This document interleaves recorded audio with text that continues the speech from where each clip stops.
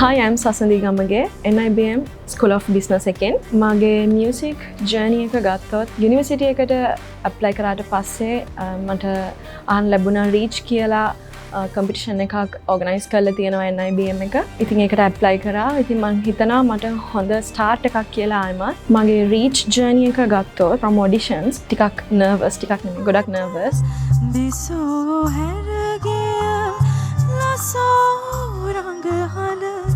අමාවක අඳුරේ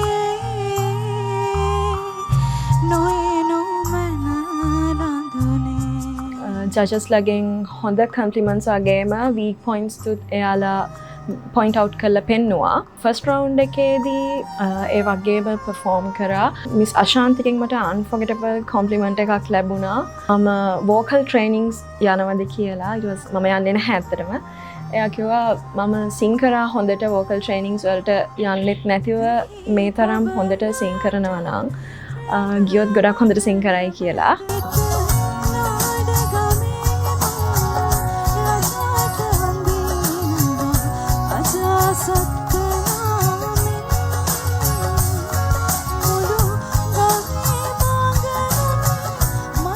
second round එකේදී මම perform කරේ ලතින් කංකාරිය. ඒක ටිකක් challenge song එකක්. ඒකේදී මට පොඩක් මගේ weak points වැඩිපුර පේන්න ගත්තා.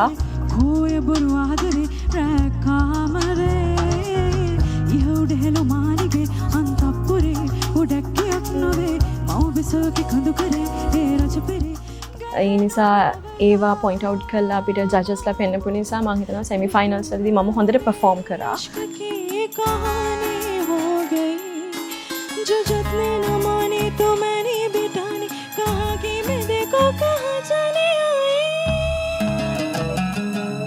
कहते हैं दीवानी मस्तानी हो गई. especially මතක් කරන්න ඕනේ මගේ parents ලා මගේ relatives ලා ඒ වගේම යාළුවෝ especially judges ලා එයාලගේ guidance එක මත අපි ගොඩක් weak points හදාගත්තා. improve වෙන්න ඕන තැන් අපිට mention කරා. ඉතින් ගොඩක් improvements හැදුනා. ඒ වගේම especially I have to thank you for NIBM මේ වගේ ලොකු platform එකක් stage එකක් ඔක්කොම NIBM students ලාට introduce කරලා දුන්නට.